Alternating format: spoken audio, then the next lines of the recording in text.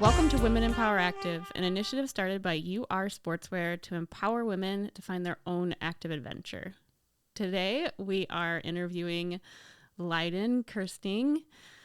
I am so excited for this. This interview actually started almost a year ago today. It was like March, I think, that we started talking. But Lydon is a thru-hiker, and she's hiked both the AT and now the PCT. And so before she started hiking the PCT, we had a quick conversation covering things like what she was concerned about, worries, gear, etc. So we're going to watch that together before the interview, and you'll kind of see some of our reactions, and then we'll go into what actually happened.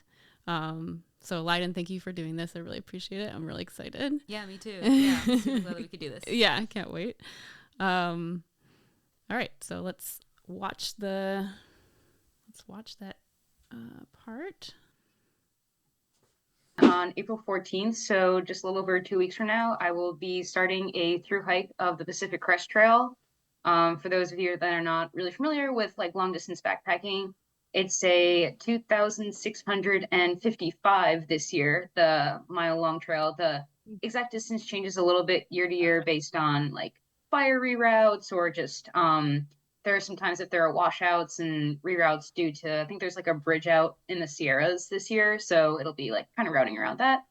But yeah, so 2655 this year starts at the all of that was super relevant to Yes. to just like the crazy mileage with the fires this year. And the reroute in the Sierras ended up becoming like a class 2 scrambling route, which was one of my favorite days on trail, but was super gnarly off trail, like just going off someone's Caltopo, which was literally 3 straight lines drawn around like bushwhack up and over that bridge. But it was like a really special experience because since then that bridge has been replaced, and the views from the reroute were like some of my best views on trail. And it's pretty wild to think that maybe like 200 people will have seen those views ever, because no one's going to do the reroute anymore that the bridge is like in. But yeah, that was like something that I didn't really think too much about going into the trail, and then became a huge deal because some folks did the reroute, some people bailed out and just like road walked around it. Some people tried to ford the river, but and then after we did the reroute, we went back and saw the bridge washout. There was some debris that was there, so a bunch of us just took like rusty nuts and bolts from the like messed up bridge for keepsakes. Oh, cool. So, I still have like a bolt from the old San Jacinto, I think it was called the San Jacinto Bridge. So I have like a rusty bolt from what used to be that bridge. That's super special. That's so cool. At the Mexico-California border down in Campo, California, and routes through the desert section, goes through the high Sierras for about 400 miles, goes up through Lassen Volcanic National Park, and then you go through Oregon, skirt past Crater Lake. That's a big highlight. And then you end up going into Bend, and you finally finish up doing some of my favorite parts of Washington State. And so that's the Goat Rocks Wilderness, Snoqualmie and Stevens Pass, which are actually 2 very big ski resorts by us. Stehekin, which is a really cool town in northern Washington that you can only get. That was closed because of fires this year. So I'm gonna try to go back this summer and miss that section that I missed. But it was super bummed to miss Stehekin because you can only get there on foot or by boat. So it's like something to look forward for this summer.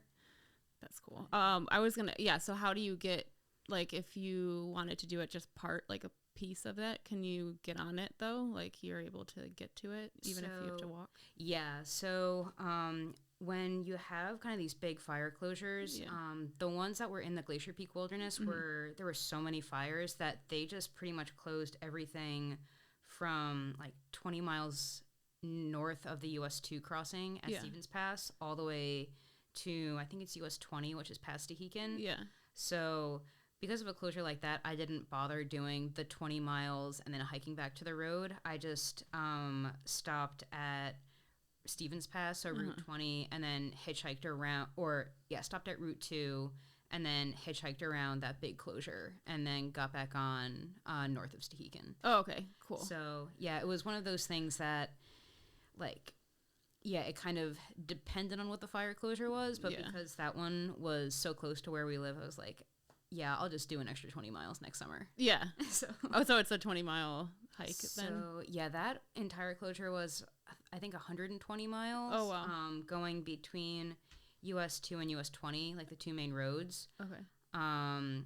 And, like, technically only 100 miles were closed, and the first 20 weren't, but it would have required hiking in and then hiking those 20 miles back out. Yeah. So I was like, I'll just, save that for next year. Yeah. Northern Washington that you can only get to via ferry or on foot. And then it ends in Manning Park, Canada. And so I'm telling myself it's going to take somewhere between 5 and 6 months.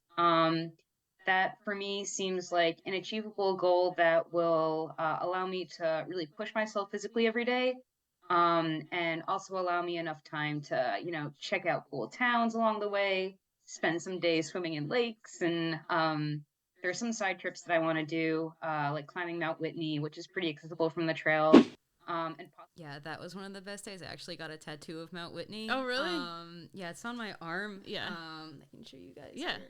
But yeah, it's my first tattoo, and I was like, well, a good way to commemorate it. Yeah. But yeah, it's like a full wrap around there. That's so cool. Yeah. What a cool idea. Mount Whitney was super cool. Yeah. And yeah, super worthwhile side quest. Really glad. Yeah. I did that. I love that it's a band. That's sweet. Trail, and possibly climbing Mount Shasta in Northern California too. That is my word vomit of what I'm about to go do. No, that was perfect. Yeah. It's not like you know what you're doing or anything. Wow, that's awesome. So the one thing I wanted to talk about before you started was like, what are some things going into it that you might be feeling insecure about, or, you just have a little bit of lack of confidence in? Like what are those things that are kind of like just little things in the back of your head that you're kind of concerned about? Oh yeah, definitely got a bunch of those. So, so I actually thru-hiked the Appalachian Trail in 2018, which is fairly similar to the PCT, but just along the East Coast. And I was, like fresh backpacker. My longest trip prior to that was 5 days. So I kind of didn't really know what I was getting myself into. And this time around, I know what I'm getting myself into. So there's like a lot of those. I think there's the knowledge of, wow, this is like, now I know how hard it's going to be. That, there will be days where you're just wet every single day, whether it's from like rain or snow or river crossings. There are going to be wildfires I'm going to have to contend with. And as someone who is like, for sure, a type A planner, just dealing with a lot of those unknowns is like, pretty stressful. But I think that I'll have to say that was the biggest challenge that I faced on trail. That it was pretty predictable for the first like 1,200 miles or so, but then the fire started hitting around South Lake Tahoe, and they were a problem all the way through to Canada. And yeah, like as I said, as someone who's so used to just kind of planning everything, once the fires hit, I had to throw any plan that I had out the window. And I think the biggest lesson and the biggest growth area I had on trail was just learning how to adapt when I like can't be in control, and how to adapt myself and still enjoy it. And that was definitely a struggle for a while. But I was really upset about it in the moment. But like upon reflection, I think that was my biggest takeaway from the trail this year of just kind of rolling with the punches of life. And so that's been something I've been trying to incorporate more into my life now, as kind of things beyond my control happen, just keeping on. Is that something that you struggled with like the entire trail?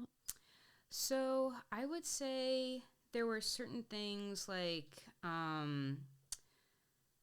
pushing through injuries and stuff at the start that were kind of known and manageable things to deal with. But yeah, the fires hit like right around July 4th because I hit South Lake Tahoe around July 4th and took a couple of days off there. And then I think 2 days after that, I was up on a ridge and we could like smell and kind of see the smoke starting to roll in.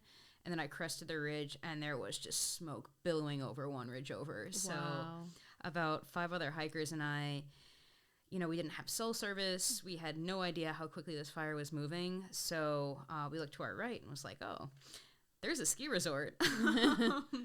And there weren't really any roads, but we figured if we bailed down the ski resort, we'd find our way to a road and figure out how bad the fire was. And so, we just, it was my first time on a black diamond, which was actually really rocky. And now I don't think that I love that I know what black diamonds look like without snow. But yeah, we just kind of walked down the ski resort and surprisingly called like the one Uber that was in the area. Piled 6 of us and went down into town, got service, found that the fire was starting to spread, but we could actually get back on at like, of all places, Donner Pass, where all those people ate each other. Oh yeah. So it's like, of course, my first bailout ever on a trail is at Donner Pass. Yeah. But yeah, then we just got back on there later that day. So yeah, it was to answer your original question. The fires were an issue from pretty much early July through when I ended, which was September 5th. I have like a video of me 30 miles from the Canadian border and just looking south and seeing like smoke clouds billowing up. Wow. And me just being like, I'm, a day away. I can't get knocked off trail again. Yes. So, yeah. Wow. I think that it's a good thing for me because it kind of forces me to like, I don't want to say chill out a bit, but more kind of go with the flow. That an undertaking like this has so many moving factors, and so many of them, especially weather, are so out of my control that there's like this corny phrase, the trail will provide. And I definitely leaned on that a lot on the AT and just kind of more or less leaned into letting like kind of trail life happen, and things worked out. And so I think just knowing that I'll have to like shift to that mindset again is like, I know I'll be able to do it, but I know that it's going to come with a certain amount of discomfort because I won't be able to, like plan for or anticipate everything.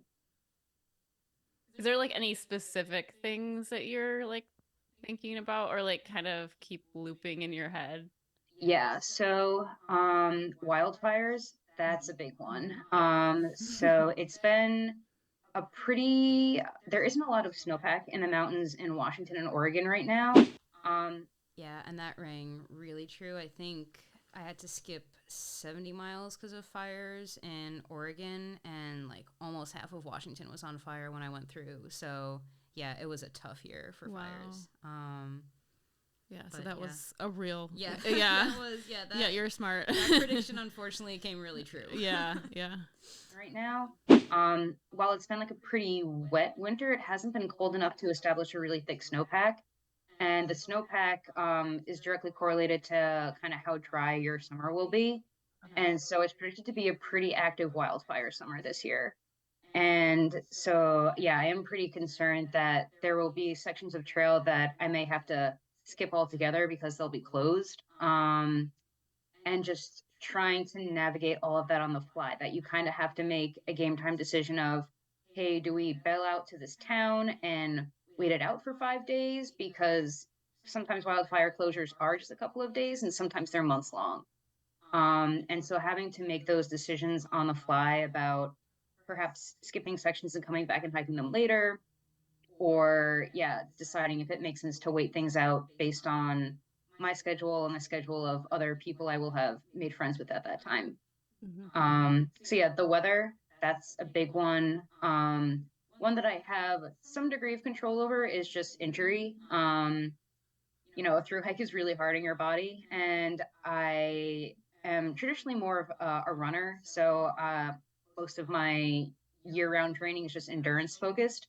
And so over the past 4 months or so, I've dialed back the cardio a bit and focused a lot more on strength training to try to prevent some of those overuse injuries. I actually started working with a thru-hiker specific PT. She's super cool. Gonna give her a shout out, Blaze Physio. She works out of her van and just like drives up and down. She saved my butt when I was going through the Sierras. I developed like really bad tendonitis, like extensor tendonitis in my feet.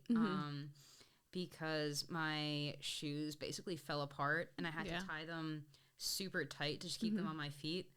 But because we were going through all these like frozen rivers and snow, my feet were numb, so I didn't realize how tight I was tying them. Oh my gosh. And then we got into the town of Mammoth and my feet didn't fit in my shoes anymore. And I was like, uh-oh, I got a problem. Yeah. And so I tried to... Yeah, the next stop off after Mammoth was Yosemite National Park. And yeah, I was trying to video Skype Blaze, but I didn't have good enough service. And so we just did like an entire telemedicine via Instagram DMs. But yeah, she gave me a bunch of exercises and yeah, totally like held me together. So yeah. That's awesome. Yeah, so Blaze is awesome. Yeah. Did you feel like during the hike that you felt strong, like from all the weightlifting? Because I know you were doing, I mean, I saw you at the gym all the time and I knew you were doing your specific lifts. Like, did that help?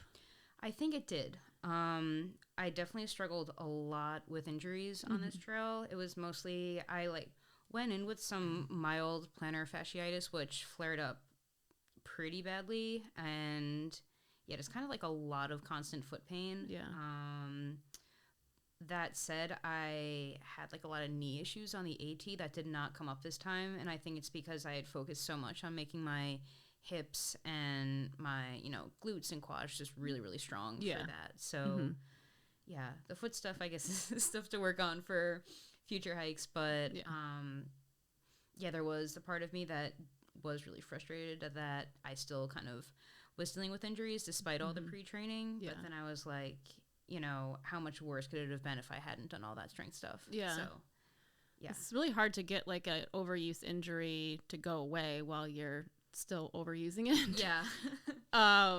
Yeah. How did, just because of the PT work or how did you get that? Yeah, I think it was part PT and part mindset shift that if I had had a similar injury during like training for run up to a race or something like that, I would just take a couple days off and say, this will cost me like maybe a couple of seconds in a race. But with something as long as the PCT, I knew that some of these injuries would take like, you can take a week off, but if you take a week off, then all these people that you've made friends with are now going to be a week ahead of you and you may never see them again. So there was the part of me that didn't want to lose that community I was building up around me, and decided to just kind of keep pushing through things because I knew I would be able to take a lot of time off after the trail. And I knew just based on my history of injuries in the past that the nature of the injuries I had were really annoying tendonitis, but nothing like a stress fracture or like a massive tear that I wouldn't be able to rehab just with rest, like post-trail.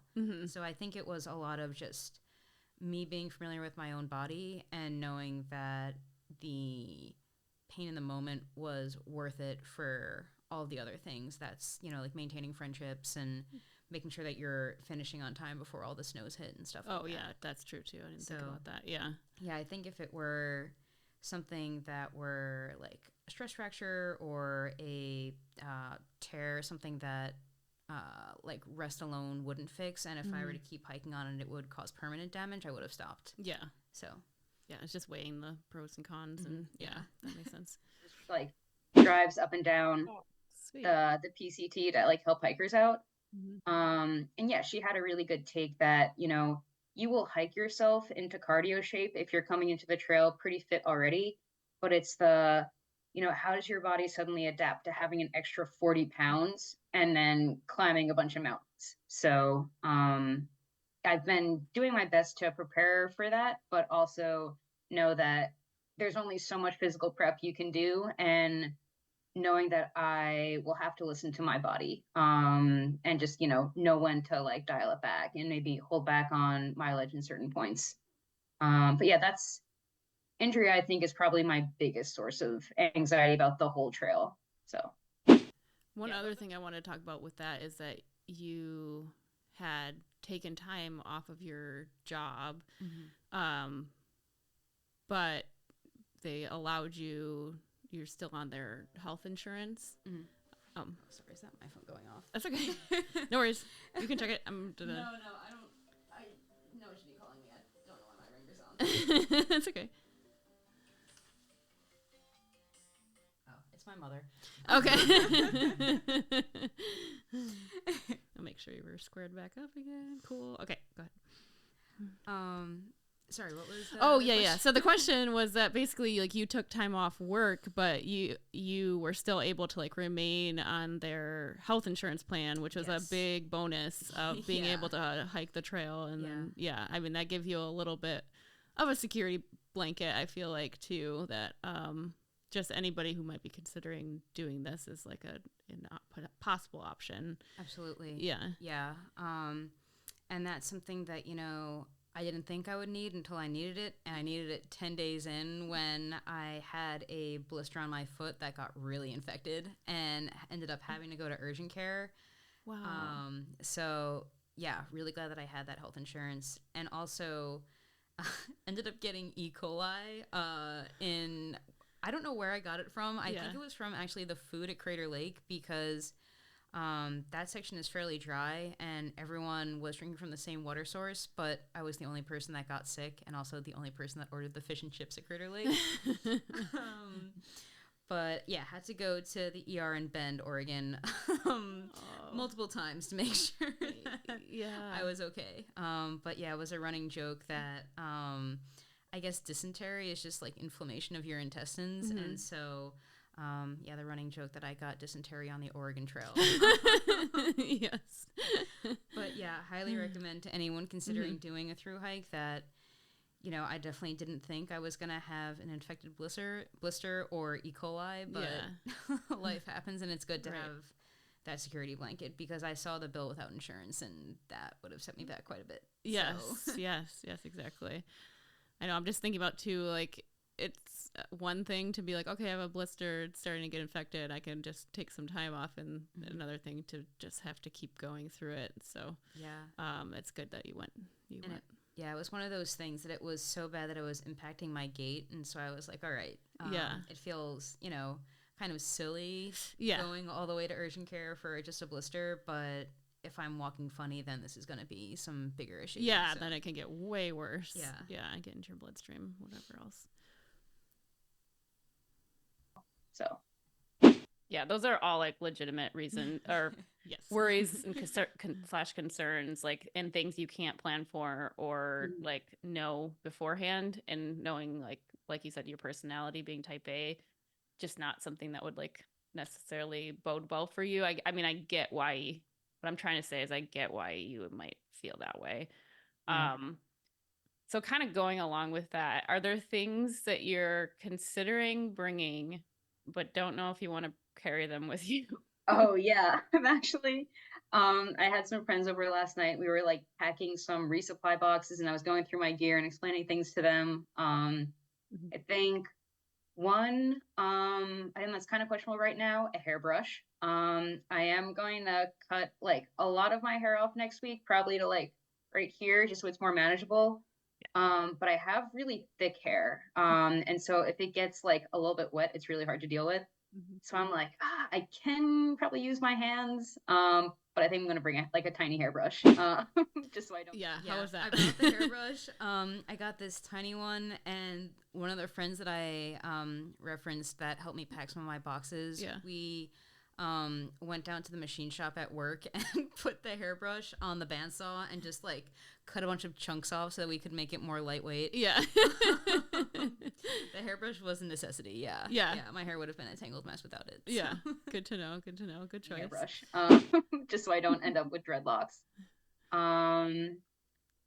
So there's certain gear that I'm mailing to myself along the way, and I'm hesitant about like am I mailing at the right points? So for example, micro spikes, which are traction for your shoes, I'm picking them up a little bit early. Some people don't start with them, but I'm mailing them to myself about 100 miles in, because there are some climbs that may still be covered in snow. And there's actually someone that unfortunately passed away a couple years ago doing one of those early climbs, because most people don't think of snow in the desert.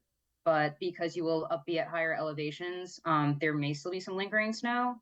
So spikes, I'll be conservatively starting with at mile 100 and then mailing them up to myself before the start of the Sierras. Let's see, what are some other ones that are still working through? One that I was on the fence about but decided to go with is a physical journal. I journaled every night on the AT, and I was actually reading it a couple months ago to kind of, psych myself up again. And it's really nice to be able to look back on all of those memories. So, I guess I could journal in a phone, but I really like the idea of just kind of handwriting down memories. So the journal made the cut. Yeah. Cool. Yeah, I was gonna have you maybe like if you had any like favorite journal entries that because you brought it with you. Yeah. Or something that you wanted. Take your time. It's no rush. Yeah, I have just like some of my knickknacks. So yeah, like letters that my parents wrote me. And like little stickers and stamps and stuff. That you like got along the trail. Yeah. Oh, cool. Okay. I ended up filling almost 2 full journals. Wow. Let's see if I have and the writing is tiny. So yeah. yeah. I don't know if I have any like favorite entries per se. Yeah. I did note that the ones towards the start, like, this is day 3 and it's almost 2 full pages. And then as I get further and further along, sometimes it's just like a third of a page. Yeah. You're like, I want to go to bed. Yeah. But I am really happy that I kept the journal because, I do have photos and things like that to reference back to. Yeah. But just kind of, like having reflections about the day was like a nice way to kind of end it. End every single day. Just kind of like reflecting on what happened because, so much happens in like a single day on trail that, the passage of time is really wonky. Yeah. That when I was out there, to think I was out there for less than 5 months, but in the moment it felt like I'd been out there for 2 years because like so much happens in one day. For example, I can think about the day I went up and over Forester Pass, which was the highest point on the trail. Yeah. Probably like the morning was one of my worst days on trail because I started at like 4 a.m. in the dark and immediately had this frozen river crossing.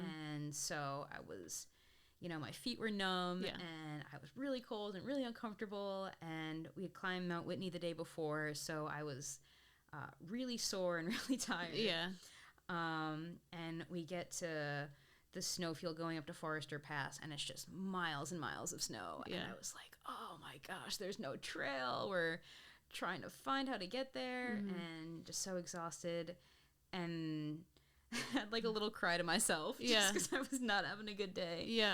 And then we like finally crest the top of the pass around 10 a.m. and from that point on it was just such an amazing day, just glissading down at 13,000 feet and having like laying all of our wet gear out and just kind of sunning ourselves on this hot like black rock and having lunch at the base of the pass and then descending down into these gorgeous meadows, finally making to camp with some friends I hadn't seen in a couple 100 miles and then a bear came through camp like just as the sun was setting. And when I think about like, oh my gosh, so many awesome and awful and just wild things that happened in that one span of like 18 hours or whatever it was, that like just one of those instances could have been enough to make someone's week on a day hike. And the fact that all of that happened just in that one compressed day, and not every single day was as jam-packed with experiences like that, but a lot of the days were. The passage of time is weird. It feels like every single day just feels significant in that sense. Okay, I want to ask you a random question that I have thought about for a while. Is like some days like I'm inside for a long time and I like just want to be outside, and like I feel like when the day goes away, like it's almost like I get kind of sad because like I haven't been out in nature as much as I'd like to. Do you, when you're on the trail, do you feel like full on that, or do you feel like you still need that like to be like immersed in it? Like do you get like you want to get out of that trail, or do you feel like re-energized by? No, yeah, I think the way to describe it is that I'm like most at peace when I'm out on these long trails. And yeah, I definitely feel what you're feeling in my normal life. Yes. Okay. Cool. Yeah, like feeling cooped up. You know, I work in a factory that has no windows. Yeah. And so it's like getting to work in the dark, leaving in the dark, not, looking out a window all day. And then I'm like, damn. I feel like I really wasted a day. But I definitely don't feel that on the trail. And I think it's because, although you are walking and going at a slower pace, you are seeing so many different things that it's like a month in the desert, a month in the high Sierras, and then going through Northern California, Oregon, and Washington. Everything is so different that I definitely didn't feel like I was bored. Yeah. It's like almost like it's even though you're like, it's not about being like productive. It's just a feeling of like, I just don't want this day to go away and then become night before like you're outside and being able to experience it. That must be really hard to be in a factory after being out so much too. Honestly, the only times I did experience that like feeling of like kind of antsiness was when I spent a lot more time in towns on this trail than on the AT, and it's because a lot of the towns were further away. So by the time you like make it down to the trailhead, hitchhike into town, do all your chores, which is resupply, laundry, shower, maybe go to the post office and try to get back on trail. Sometimes it's late and it's hard to get a hitch back, so you're like, oh, I might as well stay the night. And I really did not like that. But I was hiking amongst with a larger group for a lot of portions, and so I kind of did what the group was doing. But I'm a big proponent of, it's called the Nero, when you kind of only spend like near zero, like half the day in town. I find that when I'm on a thru hike, I just really don't like being in town. So that's when I would feel that antsiness. Yes, I totally get that. And then because you were like, how did you find this group? Did you guys just start together? Did you plan to start together? It's one of the things I loved about starting by myself is that I just kind of met a lot of people organically. So one person I actually met on that trip to urgent care that he saw me limping, and he's like, hey, I think I have strep throat. We got to talking, and I was like, oh, I'm going to urgent care today. And he's like, I think I have strep throat. Can I come with you? So I met that person that way. One person I met in the first town stop, we stayed with the local American Legion, just lets thru-hikers kind of sleep out on their deck. So we had both slept out on the deck and found that he also lives in Seattle. So very cool. Became friends with him. And he actually went viral on Instagram and TikTok. He was just doing like a daily vlog. And he got like over 1 million views on one of his videos. Wow. Like, Whitney, what? I know. So, shout out to Whitney. And then, other folks that you start seeing a lot of familiar faces at water sources or going into town or at different campsites, and you realize that you're hiking around the same pace or the same mileage as people. And so, kind of narrows itself down to folks that you're going kind of the same pace and same days and kind of on a similar deadline. And if you get along. So, there was, I would say it was part of like a larger, a couple of tramleys or trail families that I hiked with along the way. And so there was the person from urgent care and then a couple from Wisconsin that I hiked about 1,500 miles with. Cool. And then, some other folks that we met along the way. And then there was a much larger group that I was adjacent to, they hiked most of the trail together, and I only hiked a couple 100 miles with them, but their trailing was called Shred or Die. Yeah. We had little stickers made. Oh, cool. And they're actually all out hiking around Catalina Island this past weekend, but yeah, I couldn't swing the days off with work, but it's probably about like 10 of them. Cool. So yeah, just kind of organically meeting people along the way and realizing that you're going the same pace, and if you vibe with them, people just kind of stick together. Awesome. Yeah, what are some other ones? I like that. Yeah. So deodorant, but not for the reason you may think, because no matter what, you're going to be smelly. So people are like, it doesn't really make sense to bring deodorant. But it's a super cheap way to minimize chafing and stuff. So, Body Glide will go for like $8 for one of those tiny little things. So I just got a bunch of $2 travel deodorant, and I started cutting them up and got a vacuum sealer and like vacuum sealing deodorant and putting it in all my resupply boxes. But yeah, I guess that's kind of a weird one. Yeah, I think those are all the ones that are kind of more questionable. Because I would say try to be more on I'm not fully like an ultralight hiker, so I'm not, cutting my toothbrush in half to save grams or anything like that. But I try to be really intentional about all the gear that I take. So for example, my multi-tool, it has a knife, it has scissors so I can cut my nails, it has tweezers, it has a toothpick. So yeah, just making sure that I'm not carrying a bunch of different things when I can try to optimize on weight. Yes, that makes a lot of sense. Those are great thoughts to think through. I love the journal. I think you made a good choice. That's going to be so cool to have when you get done. One other thing that I usually always ask this at the end of like our interviews is like words of empowerment, but I thought it'd be kind of cool for this little one to do like a mantra that you would like go in your head when times are getting tough, or like when you're feeling not super motivated on the trail. Oh yeah. So there's one that I repeated to myself a lot on the Appalachian Trail. So I made one like really, really close. I made a bunch of friends on the trail, but there was one person in particular that I became really good friends with.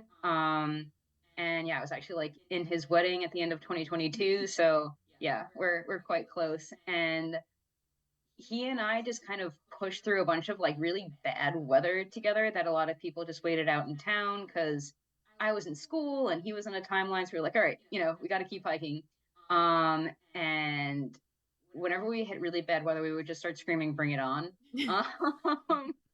Which, yeah, I really like that phrase because it really, I guess, captures the idea that like, yeah, this is a challenge, but I'm up to it. And I'm not, I guess, like fighting against nature or anything. It's like kind of inviting the challenge to myself. And knowing that like this is something that I chose, but I can do this. And so yeah, I like bring it on.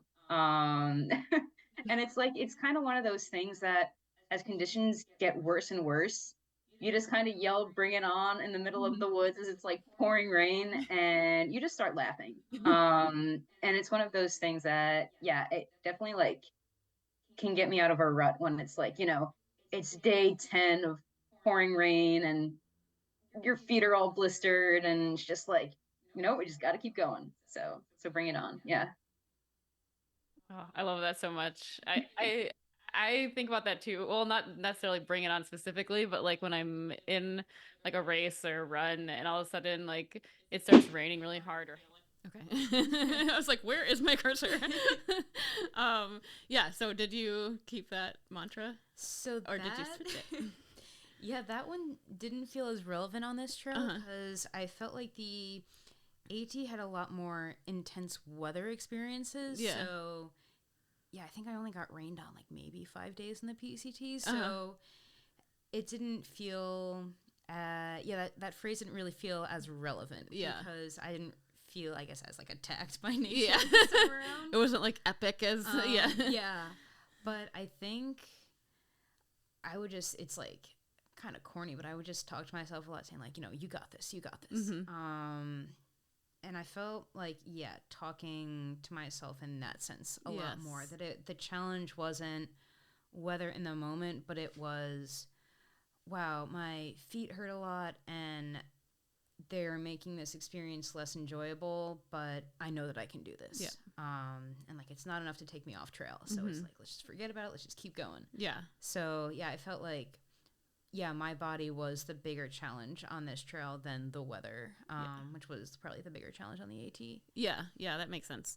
I also, I mean, I used to be negative in my head, like when I was doing races, but I definitely find it's so much better to be like positive to yourself and saying like, you got this, you can do this, you're almost there, kind of like just things like that. So then that's like great. It starts raining really hard or hailing, and then it starts blowing like wind in your face, and then you just kind of have to laugh at that point because it's like so ridiculous that you're out there and still like hiking or whatever.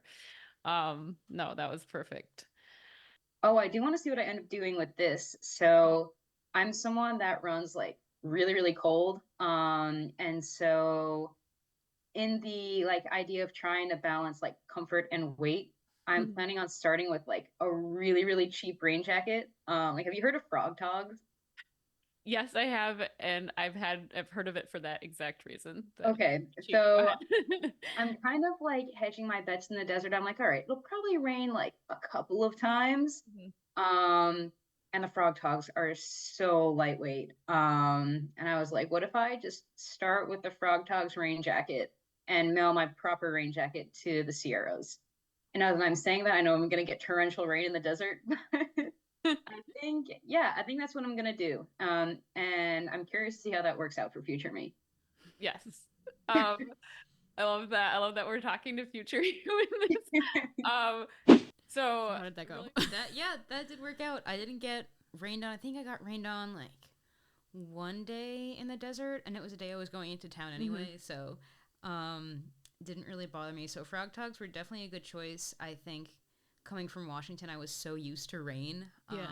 But most of the rain that I had on trail was in Washington. So I only had a proper rain jacket for the Sierras. And then I sent it home and just stuck with the frog togs for the rest of the way. But I am really glad, just in terms of like warmer, some people would think might be like extraneous gear. I had waterproof socks and like these gloves that a lot of people use in ice climbing. They're like Japanese fishing gloves, but they're insulated. But they basically look like insulated dishwashing gloves. Oh. And they were like $20 on Amazon. Just kind of like, imagine, rubber gloves with kind of like, fuzzies inside. Yeah. Totally saved my butt. Yeah. Because, I went through so many like half frozen rivers, and anytime I would have to like get water, I'd have to stick my hand in that river, and I have like a minor case of Raynaud's, and so I just didn't want to mess with my toes and fingers going white. And those were awesome. So if anyone has Raynaud's or runs really cold and is going through the Sierras, definitely get waterproof socks and weird dishwashing gloves. Did the frog tog hold up the whole time? I did have to patch them a couple of times. Okay. But I mean, I use them so rarely that they kind of just lived at the bottom of my pack. They're there just in case. So really funny story. Like my friend, we had the same conversation because I wanted to bring a raincoat in one of like my 50Ks, and she was saying like you could just buy like a frog tog jacket and then just like leave it at an aid station or something like that if I like really didn't want to carry it with me. I think I ended up wearing like a raincoat, and I always regret it. But yes, I think that's a great idea. And what she did with hers was she put like duct tape on it, like anywhere that it ripped. Okay. I do have duct tape. That is part of my gear kit. And now that I'm thinking about rain gear, the other thing I'm on the fence about is waterproof socks for all of the stream crossings in the Sierras. Still on the fence about that one, because the workaround is you get bread bags and put them around your feet. Like just because they can kind of cinch up to mid calf.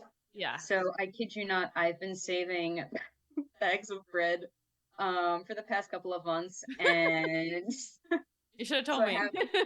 I could have done that. I have like eight bread bags, just kind of chilling. I've been airing them out so my feet don't smell like bread. So I think that might be the option, just because waterproof socks, they're like pretty heavy, and I don't really see the utility of them, especially if your shoes dry really fast. Yeah. So yeah, that's the other big thing I'm on the fence about. So you changed your mind. You did bring the socks. I did, yeah. Okay. I didn't even try the bread bags. Yeah.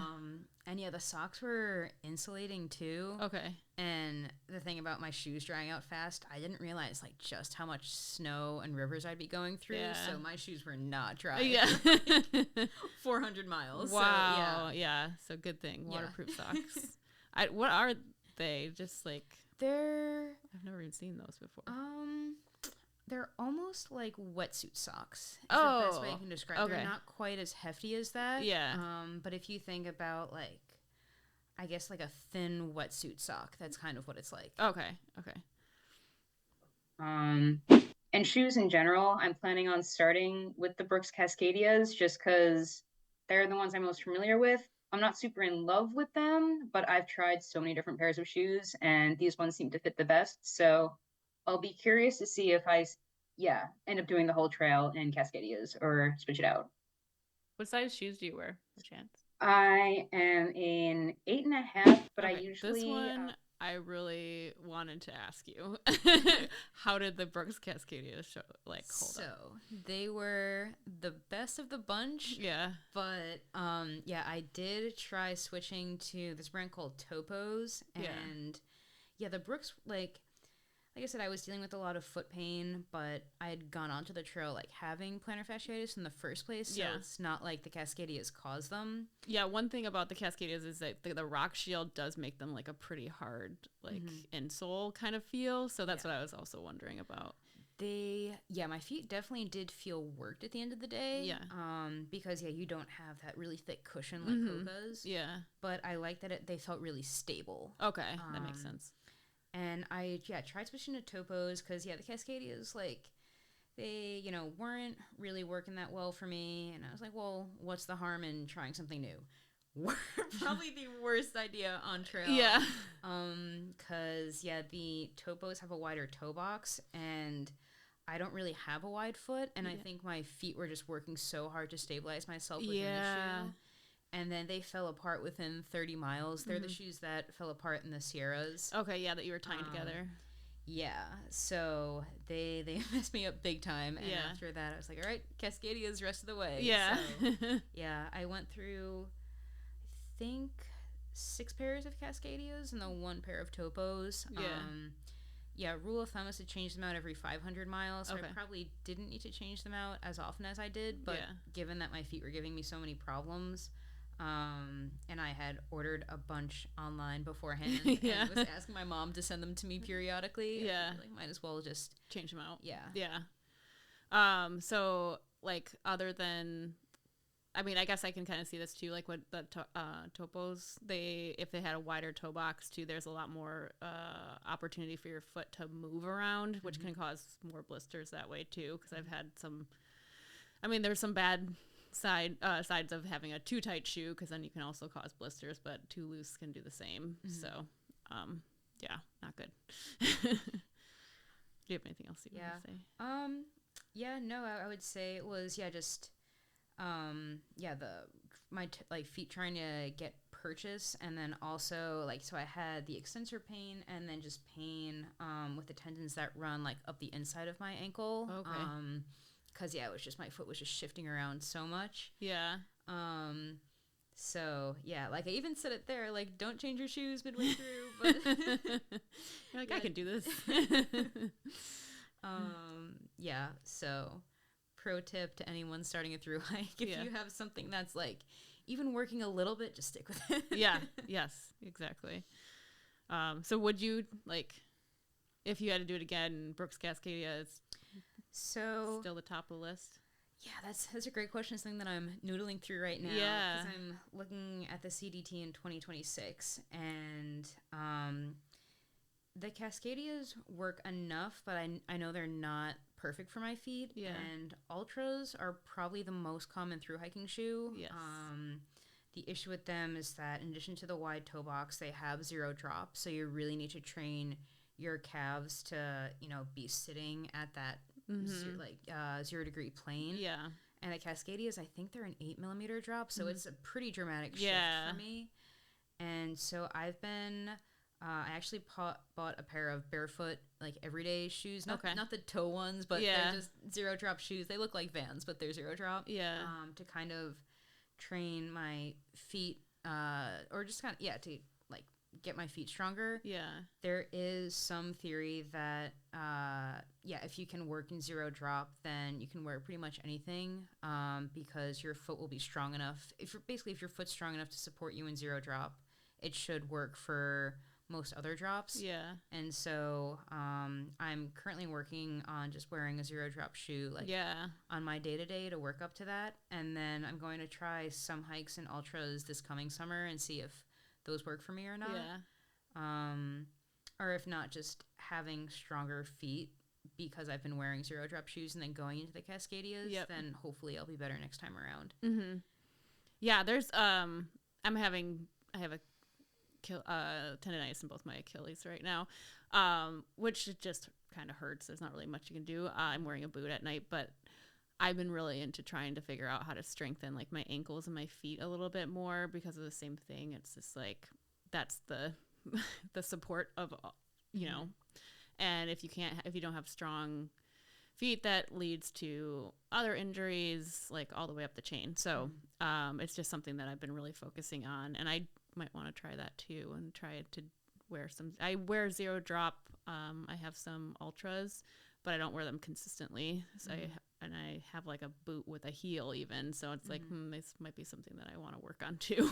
Actually, I've just been trying to wear them around the factory at work. And stuff like that to train my body when I'm not in a high stress situation, running or hiking. Yes, so, that makes sense. Yeah. And I actually did ultras for a big trip I did right after I graduated college in 2019, and I was reflecting back on why was I able to just so immediately go into ultras? And I realized that the shoes I had at the time for my everyday shoe were Vans, which are flat, effectively zero drop. And so I think I had inadvertently trained myself for ultras my senior year of college. So. Yes, that makes sense.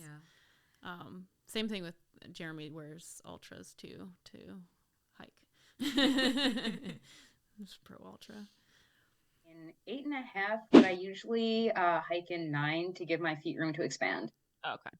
Yeah. I was gonna say I have an extra pair of Brooks Cascadias, but they're 8s. Oh yeah. Yeah.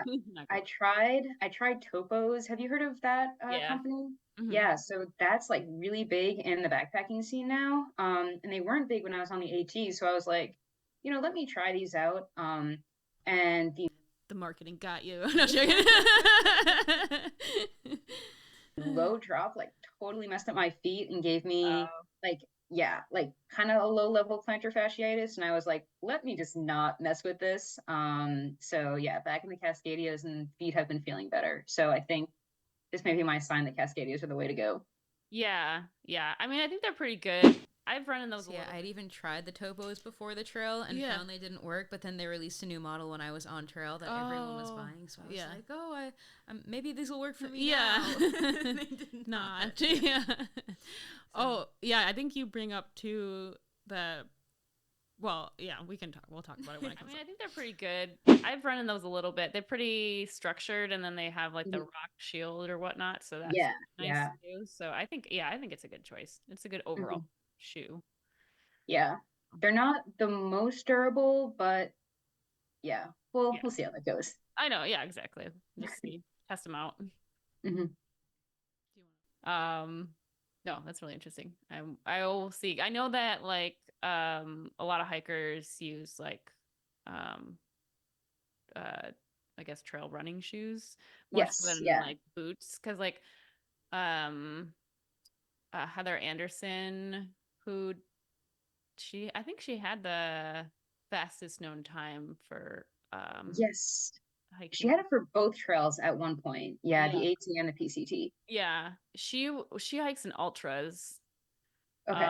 But those are also 0 drops, so they probably wouldn't work for you, especially if you're, I don't know, I think if you're used to like higher shoes as it is. I mean, like, because trail shoes usually kind of are a little bit higher because they have like the like grippies at the bottom.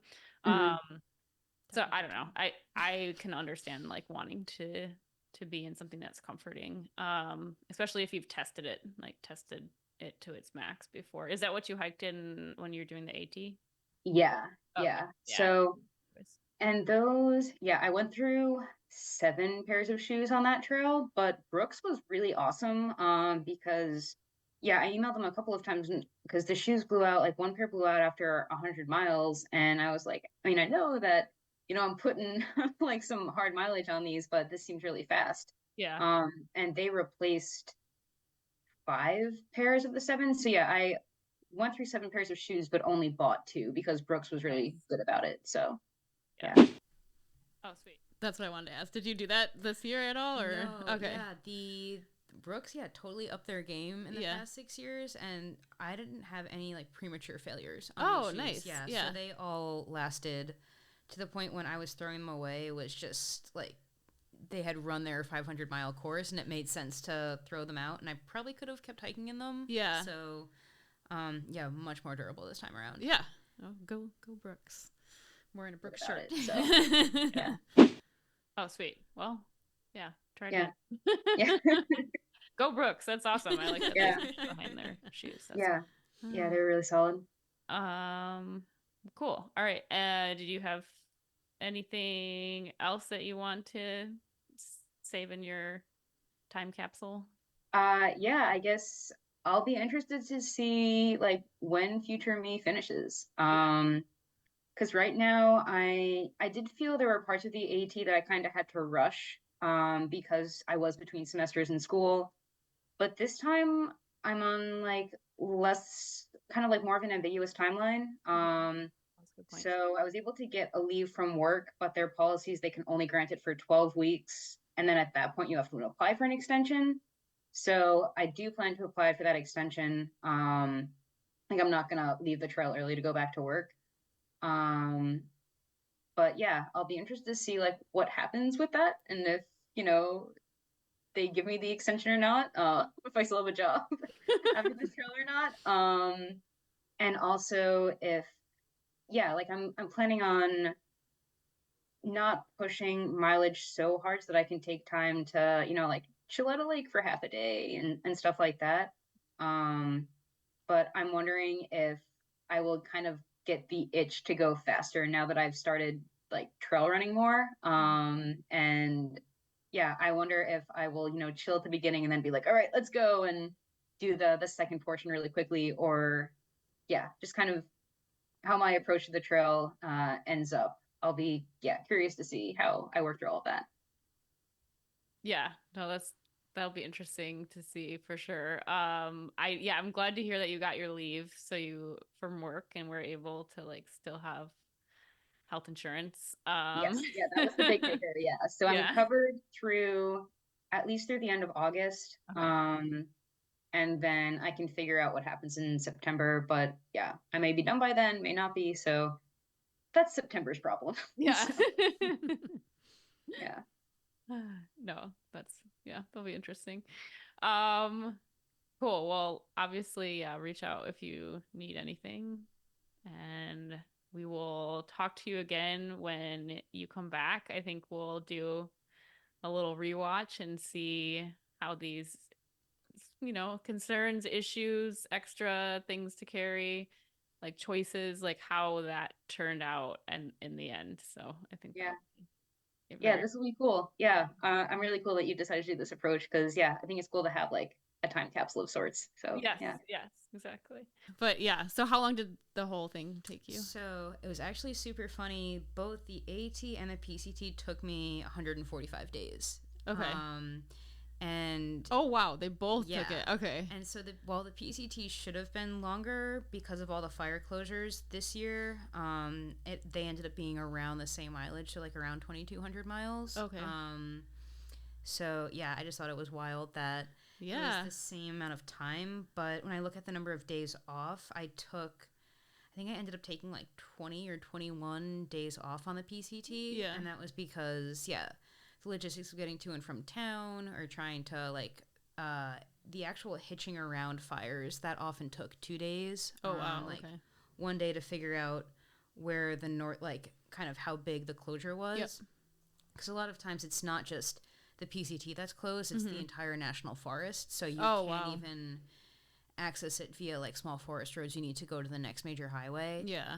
So you have to go all the way out from the trail and go all the way around. Like the day, the fire I had to hitch around in Oregon, that was, I think, like 7 hours and 5 different hitches. Because you gotta get like out of the park, go east, go north, go west. Yeah. Wow.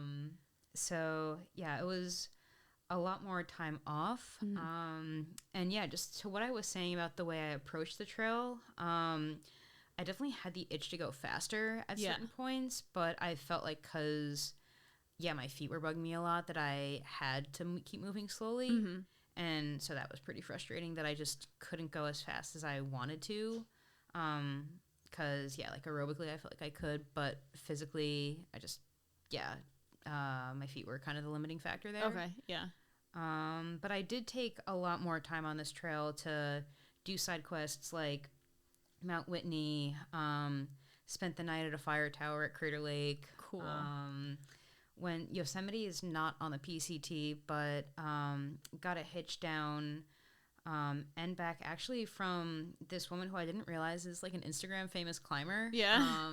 Her handle I think is like Anna Hazelnut.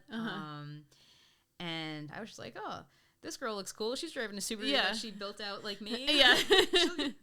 And one of the other hikers was talking to her and found out that she's like low-key a famous professional rock climber. Wow. Like, this is so cool. Yeah. And I hit Yosemite on a day that it was pretty early season and kind of like a rainy Tuesday. Yeah. And I went down to Elk Cap Meadows with some of my trail friends, and it's usually super packed there, and we were the only ones there. Cool. And that was a really special day. So yeah, this trail had a lot more side quests, but I'm really glad that I took the time to do all of them. Yes. Yeah. That's awesome. Did you climb at all? Not that you had your shoes or no. anything. The only like climbing I did was that scrambling route. Oh, okay.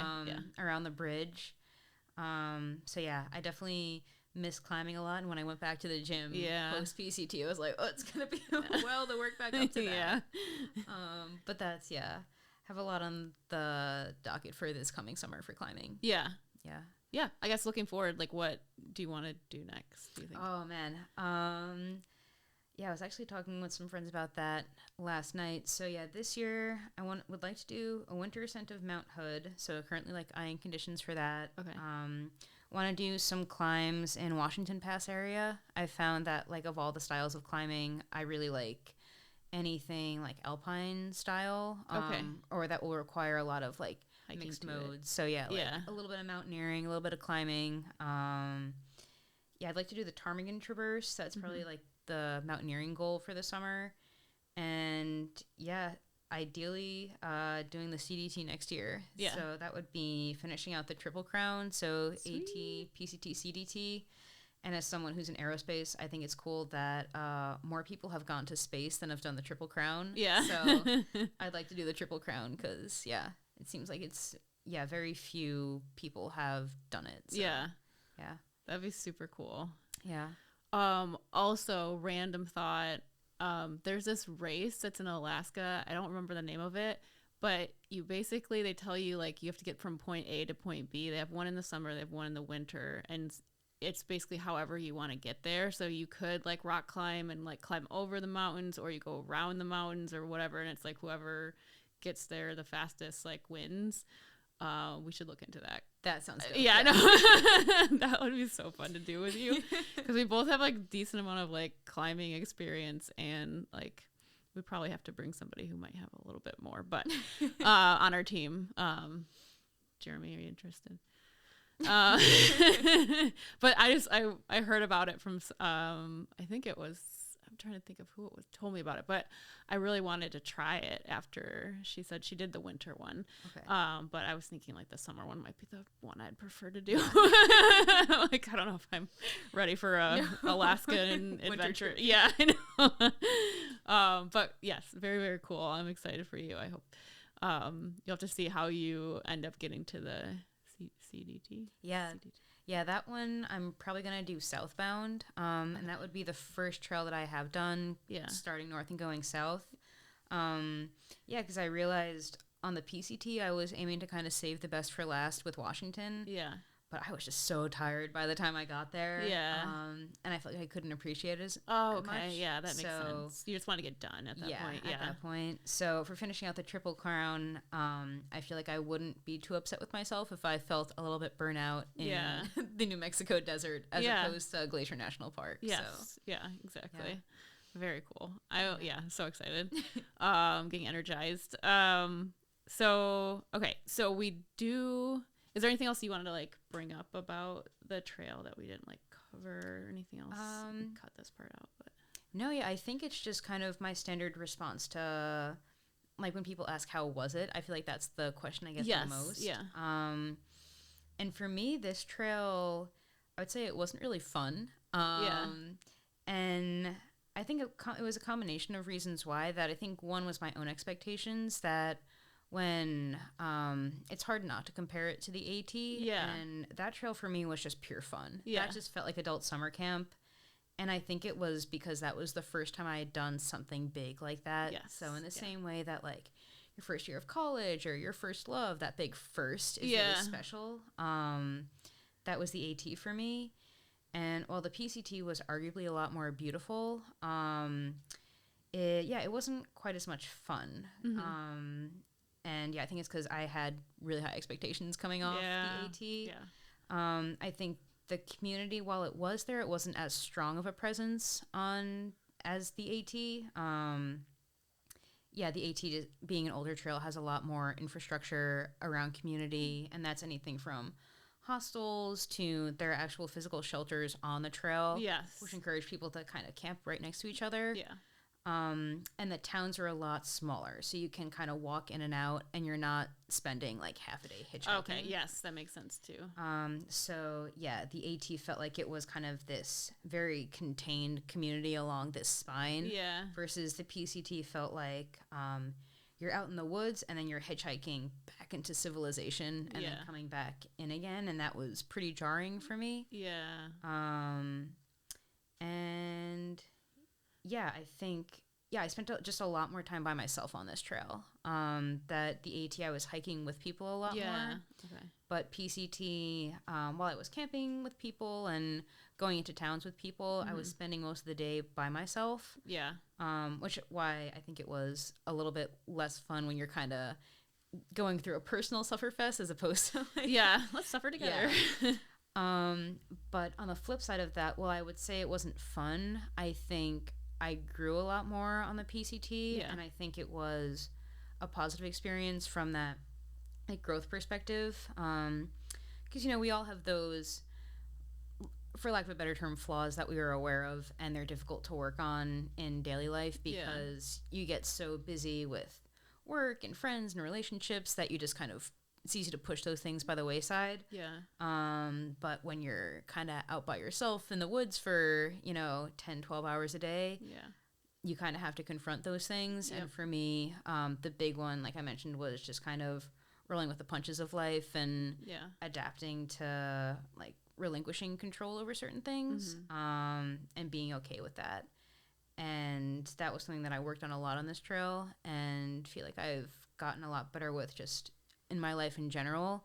And I know it's been a flaw I've been wanting to work on for a while, but have just kind of pushed aside. So I'm really grateful for the overall challenge of the trail for encouraging me to work through that.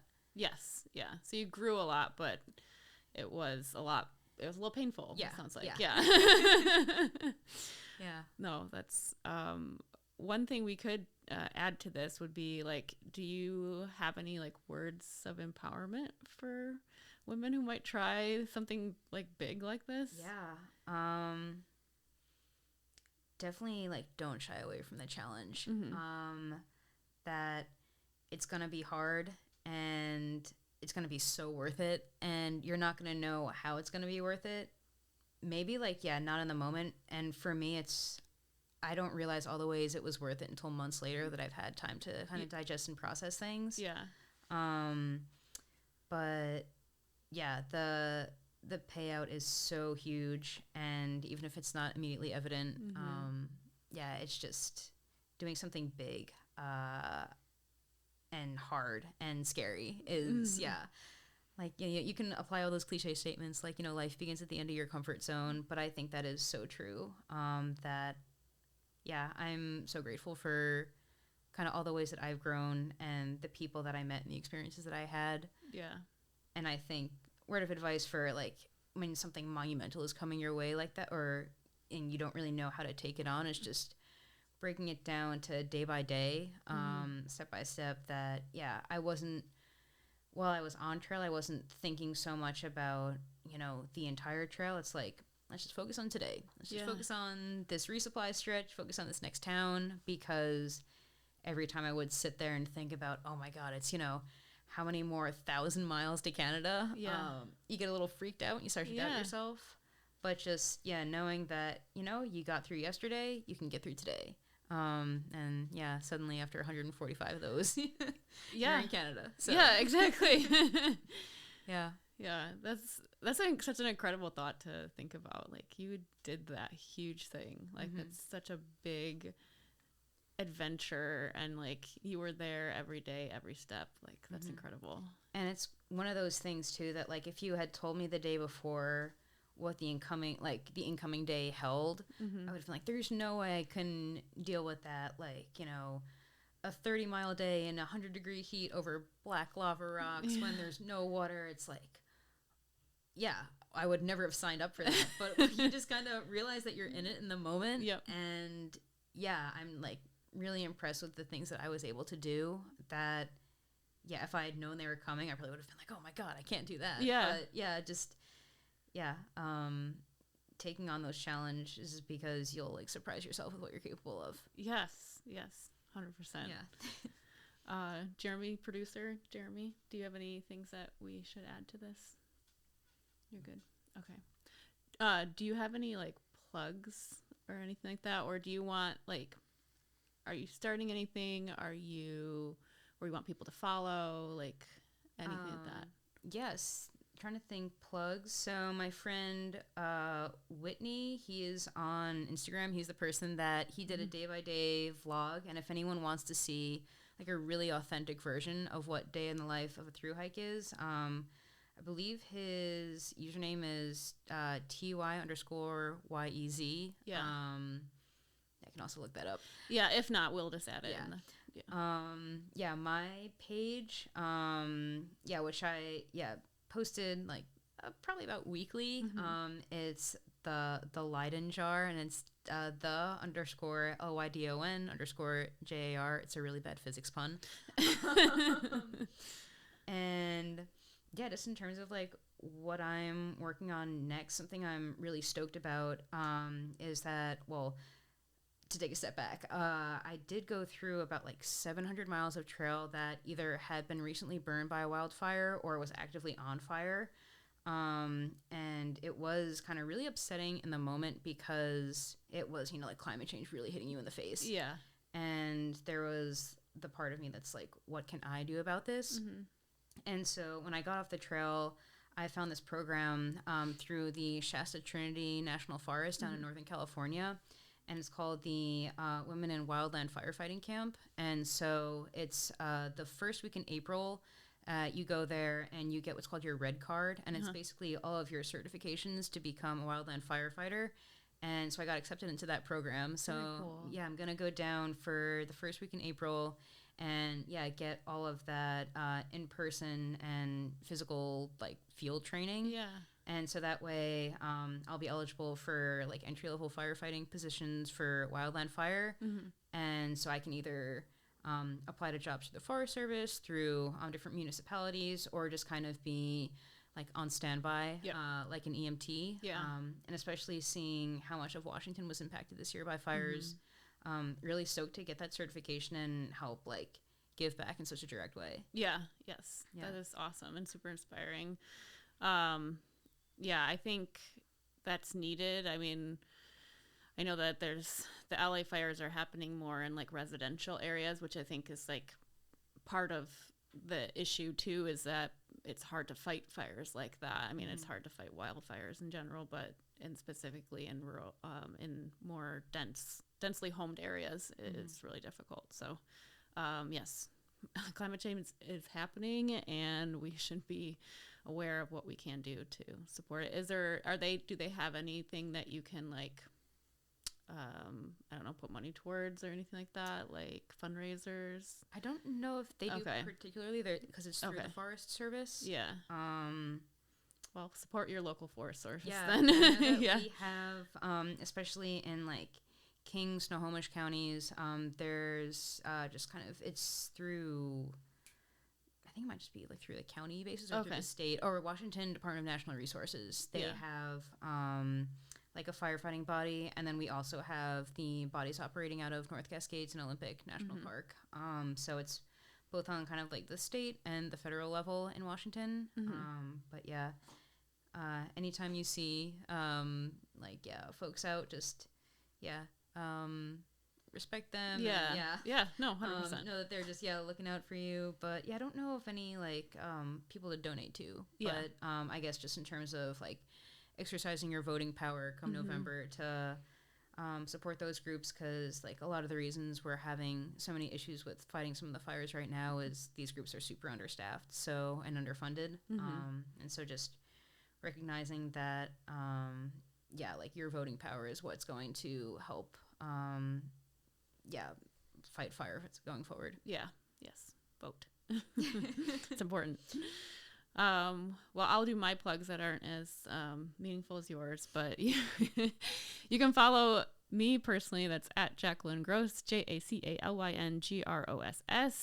You can follow UR Sportswear. That's the letter U, the letter R, Sportswear on all social platforms. You can check out any of our products at ursportswear.com. If you are listening to this and you want to watch the video version, you can go to UR Sportswear's YouTube channel and subscribe there. Both the audio and video version of this podcast was produced by Jeremy Canaria and edited by me. Thank you so much, Lydon. I really appreciate it. That's been such an interesting conversation, and it's really inspiring to me to know like that what's possible. Like that's such an incredible thing that you can have forever. Thanks. Yeah, I'm so like super happy we got to be able to do this. So yeah. Thanks so much. Yep. You're welcome.